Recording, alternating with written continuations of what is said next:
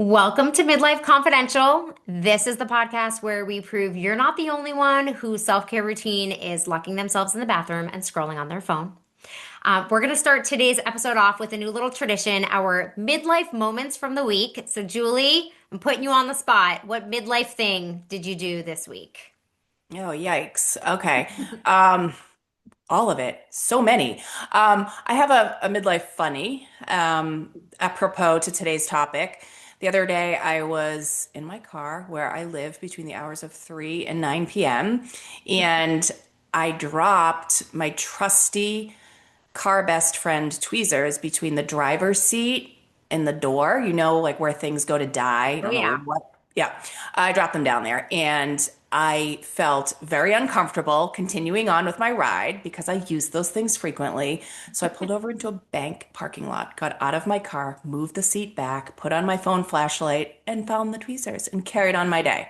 That feels very midlifey to me. Yeah, car tweezers. Very midlife. Yeah. Like, am Yeah. I the only one with car tweezers? No. He should have Do an asked episode. that. Yes, let's do an episode. Like, what are the weird things that you have in your car? Yes, yes. All right. What's your midlife moment? Okay, I'm prepared for this because as soon as it happened, I was like, I need to talk about this. So I was at the grocery store, like I am like every other day, and I was feeling a little rebellious. And I parked in a different section of the parking lot. Like usually Like, creature of habit. Like I park in this area, I parked like over here. I don't know why. like for steps or just to change it up? I think to change it up. Okay. Well, to be honest, I think I was just like really distracted. I was probably talking on the phone or doing something and I just wasn't paying attention. And next thing you know, I'm in this new section. So no big deal. Do my grocery shopping. I leave the grocery store and legit, Julie, I had no idea where my car was. Like I didn't even have like I think no, I just stood there and I was like, shit, like Did, I'm that person that lost their car. So did you never. act like when you walked around, did you act like you were just like just bopping around the Oh parking yeah. lot? Or were you obviously frantically looking for your car? No, I played it cool. I just like strolled through the parking lot with my big shopping cart, just like looking. And of course, I drive a car that like there's a million of them. So, Right. yeah, yeah. Oh my God.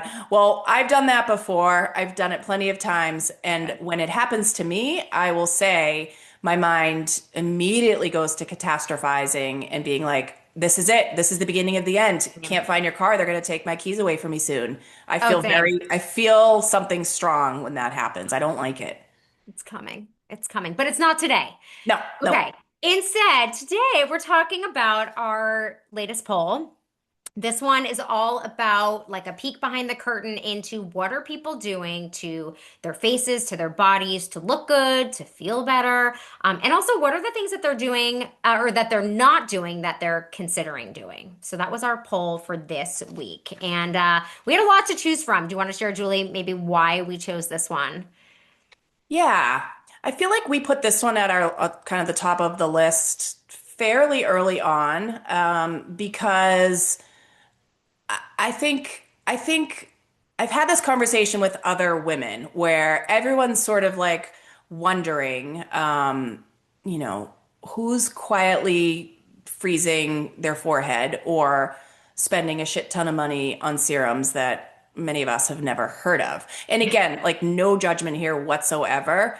You do you. I think there's no shame in anything. If it makes you feel better and it's not dangerous, although I think the word dangerous is could be plucked apart a little bit. But anyway, no judgment here. It's kind of like, never say never. I never say never anymore. I used to be the best parent before I had kids. Like I would never let my child do that.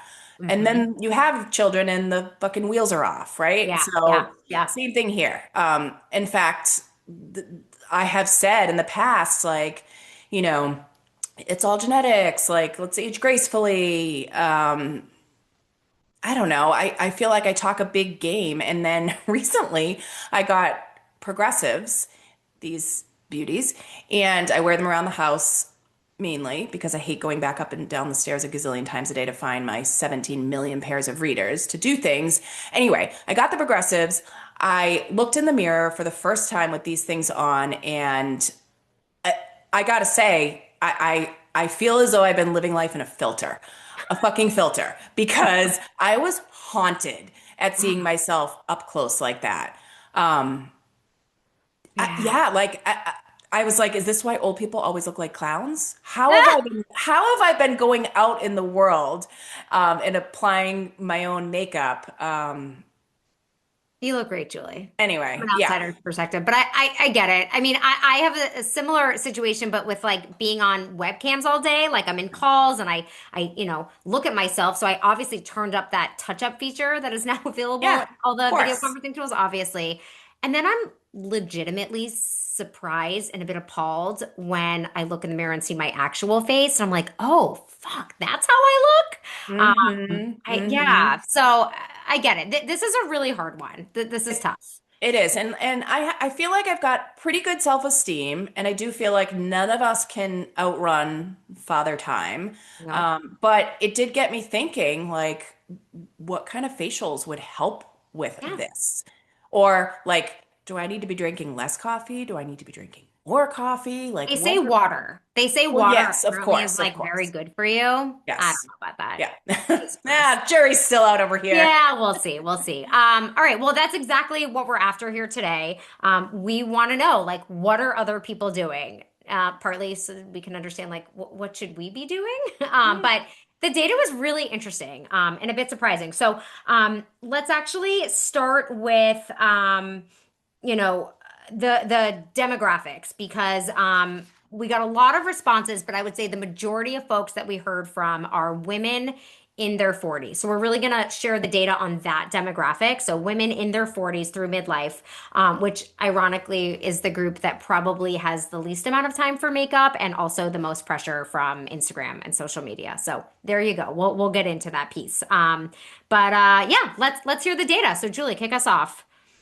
All right. Yeah. So the big reveal here is that maintenance is primarily not invasive, which kind of surprised me. Me And too. I don't know if that's because, like, where we live, I feel like on every street corner is another version of the same kind of med spa, Yep. right? Yep. Like what's happening in there? And how can they be popping up on every corner? Yeah. They're That and clearly banks. they're targeting us. Um, but yeah, the top two things respondents have done are the day-to-day things. So serums, creams, sprays, things like peptides, retinoids, 83%. Okay. Um, the other was the hair removal hustle. So laser, electrolysis, professional waxing at 63%. Yeah. So after that, the numbers declined quite a bit. So we've got 27% of respondents are doing some sort of a weight loss intervention or surgery. 23% are doing things like lash and brow work. I kind of thought that would be higher. Yeah, I did too. Um, 16% of respondents have done some sort of a surgical procedure. 13% have used injectables and things like chemical peels and laser. 7% have used hair growth medication or some other type of intervention. Hmm. 3% have done the turkey neck fix. I want to know more about that. I know, me too. No one has reported having vaginal rejuvenation. So Hmm. let's hear your Surprising. thoughts on this, Jenny. What surprises you? Yeah. What doesn't surprise you? So, Can you I mean, tell us how you I don't think responded? I don't think I was surprised by the serums and the creams. I'm interested in that. I think that's something that I've started to invest in. My 37, my simple 37 step skincare routine. No, Only I'm just kidding. 37. But I struggle with this one a lot personally because do I 100% want something to like reduce the fine lines and the dark spots and all that stuff? Absolutely yes. Have I tried things? Have I found anything that I actually feel like is making a difference? I have not. So I think for me, I'm more curious. Maybe we should have asked this question, like, what are the things that you're using that are actually working? And then the other thing that's on my mind that I'm really grappling with is this idea that like young kids are doing this, like all the stuff that Mm. they're putting on the face. I mean, we both have young daughters, and I mean, I can speak for mine. Like, she's into the skincare routine. She wants to buy the products. And one, I don't know what she is putting on her skin. She doesn't need a thing. Hmm. And two, like what message is that sending? Starting so young of like you have to put all these things on your skin. You have to do this 37 step skincare routine. So, yeah, this one's interesting. I'm kind of I'm on both sides of it. So, what are your thoughts? Yeah, same on everything. I have a lot of thoughts on this one.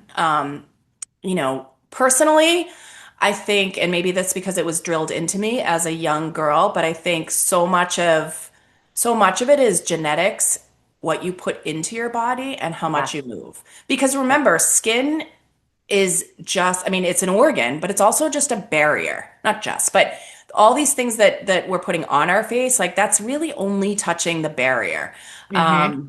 And yeah, while I hate the message that the billion-dollar beauty industry is sending to, women and our daughters, when, let's face it, we're probably still in the womb. What's also true for me is when I feel like I look good for me, I feel better, right? Totally. Yeah. Yeah. I hate to admit that, but yes, when I like how I look, I feel a lot better. Yeah, yeah. So, Yeah. I feel like that with hair. I feel like if I'm having a good hair day, I feel so mm. much better. So, yeah. Yeah. Hair is key. I think, yeah. Shout out to spoiler alert, Jenny and I share the same hairstylist, so Yes. shout out to Margaret at Gloss. Yes, I know. I mean, I Best. that's one area where like I feel justified in spending some money because I do feel like it makes a difference. But that's for me personally.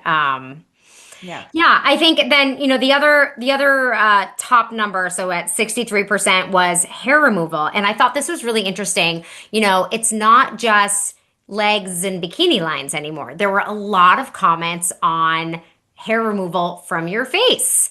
And I have to share a really embarrassing, but also like kind of weird thing that happens to me. I'm so curious if this happens to other people. Like every 3 to 4 months, this one hair, and it's translucent, so you can't really see it, but this one hair grows out of my face, and I swear to God, Julie, it's this long. It like sprouts overnight, and it's As so soon fun to as pull out. as soon as you said translucent, I was like, "Oh, I know where she's going. I know exactly where she's going." What is Yeah. that? What I is don't that? know. I don't Yeah, know.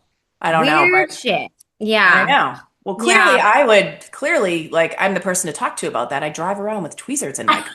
I know for that hair.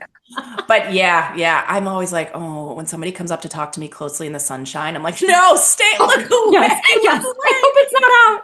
I Oh my know. God. Yeah. Okay, so we talked about the things that people are doing, but now let's talk about the things that people are thinking about doing. Mm. So for women over 40% of you marked perhaps for injectables. So we're talking about things like Botox and fillers. So 40%, that's compared to only 13% who have actually done them. Similar findings for the chemical intervention. So 33% checked the box for considering, and that's compared to only 13% having done them. So I think this suggests that there are a lot of listeners, ourselves included, that want the results, that are thinking about things, but just like haven't pulled the trigger yet. Yeah, I mean, I think that fear factor is real. Yeah. One of our respondents actually, I think, perfectly captured the anxiety around this, and I think the quote was something like, "I wish I could do Botox, but I'm so petrified to put weird shit in my face." Yep. Um, right? Like perfect. Yeah. Yeah. Yeah. No, no, no. I agree. I think for me, that's the big barrier for me. Like I'd love the results. I'm chicken shit. Like I'm too afraid, and I immediately go to all those horror stories of like Botox gone bad, or Yeah. weird things happening to your face that you can't fix. So yeah, I think the takeaway is like both things can be true here. Totally, totally. And I've got well, it's not a funny story, but I'll share it related to putting weird shit on your body. So, I dip manicure, right? You can get a regular manicure, you can get dazzle dry, you can get a gel or a dip. And so somebody told me a few years ago, like, you should go get a dip manicure. It lasts forever. It's so great. I am the person that weird shit will happen to with even the most basic, like, procedures. I don't even wouldn't even call that a procedure, but I went and got a dip manicure, And within 2 hours, I was in urgent care and I had to be put on a steroid for 7 days, like a potent steroid, because the dip manicure has some sort of the same ingredient in super glue and it's going on your nail. And evidently I had a reaction to that chemical. God. So I can't imagine, even if I wanted to, like injecting myself with something, I would be the one percenter that you don't want to be. I would be the one percenter with like a node, like just appearing on my Oh, temple or something. It freaks me out. I can't. that is terrifying, Julie. I know. Wow. All right. Note to self. Maybe I will. I've never done a dip manicure, but now you better believe I will never do a dip manicure. Go for the dazzle dry. Yes, yes, yes. Okay. All right. So I think, we have a good sense of what people are doing, what people want to do. We also got some great comments. Oh yeah. So let's share a couple. One of my favorite is, I budget my Botox like it's a car payment. My husband just thinks I'm getting a really good facial. Brilliant. Brilliant. And I think, yeah, it speaks to also like these things are expensive. And once you're in, you're in. I think that's a fear of mine is like once you do it, you can't stop because like it's like taking off the filter, all of a sudden you're like, Absolutely. oh wait, I can't go back. So Yeah, yeah, yeah. It's a slippery slope. yeah. Okay. The one that stuck out to me is I'd get a tummy tuck, but I can't figure out who would watch the kids for me while I'm recovering from the surgery. Truth. So there you have it. The kids are still the ultimate birth control, even for plastic Yes. surgery. Oh, I love that one. And then I do want to give a shout out to the few men who responded. We see you, men. Thank you. Thank you. The results for them, again, minimal, but most of the men are focused on hair. So the things that they're doing are related to hair, both growth and removal. And a few are considering Botox. So I thought that was helpful to hear. So All right. keep it coming, guys. Keep it coming. We want Please. your perspective. Tell your friends. Yes, yes, it's really important. And maybe we'll And do an episode especially for you. yeah. Yep. Okay. I would like to bring in some outside research. Yeah. We have been doing some research in between episodes to bring in some data beyond sort of our poll group. And one of the things that Jenny and I found is, well, the Botox industry is booming. Like I said, there's med spas and hole in the wall places, I think, that could give a Botox shot to anybody who wants one. Don't go there. There's also this growing no tox revolution and a shift more towards regenerative, less invasive treatments that focus more on long-term skin health rather than this like instant paralysis. Yeah. And I think this instant paralysis, like instant is just the operative word of our time, right? Everything is frictionless, from like getting a package to reducing a wrinkle. But I think we're losing sight of sort of the long-term health, skin health. That's a great point. And it's making me think back to this water comment and like fueling your body with good things, which will eventually show in your skin. No one has the patience for it. We want that instant fix. And I think, yeah, it's definitely pervasive in our lives in all areas. We want it right now. But we know that good things don't always come immediately. You gotta sometimes spend some time. So Yeah. yeah, yeah, I'll drink a glass of water today. Yeah, I was thinking too, like other things that, maybe like the red light therapy, like does that fall into that category of like over time, something that you can do every day? Have you ever tried it? Those I red haven't, but I see a light. sign. There's a sign not far from where I live that's always like, it's red and it's saying, we offer red light therapy. Maybe you could tell us, Jenny, if you know what it is.